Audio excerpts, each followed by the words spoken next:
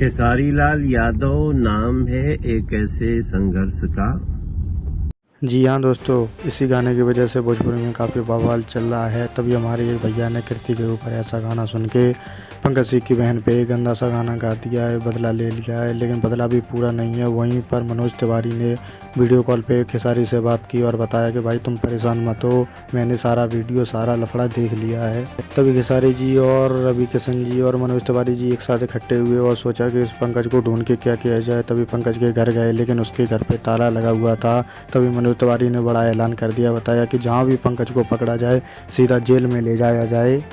मनोज तिवारी बहुत चिंतित थे इस बात को लेकर कि भोजपुरी में इतना गंदा संदा काम होने लगा है। हमारे टाइम पे ऐसा कुछ भी नहीं होता था। इस गाने को लेकर के भोजपुरी में इतना बवाल हो चुका है कि खेसारी लाल बहुत परेशान है अपने परिवार को लेके। जब खेसारी जी नरुगा से मिले तो उन्होंने खेसारी को सांत्वना देते हुए कि बताया कि उसको पकड़ा जाएगा, परेशान मत हो। तभी खेसारी जी ने लाइव आकर उसको चेतावनी दी और उसको समझाया कि बेटा मान जाए, या तू नहीं मानेगा तो हम बहुत बवाल कर देंगे। कृति बेटी भी इस बात को लेकर बहुत परेशान है कि पापा ऐसा कैसे हो सकता है, मैंने किसी का क्या बिगाड़ा है। तो खेसारी जी का परिवार बहुत खुशहाल परिवार है। हम आपको बता दें कि उनकी एक बेटी और 2 बेटे हैं। तुम लोग नए हो तो सब्सक्राइब करो, वो जो लाल वाला बटन है उसके साथ सूर्य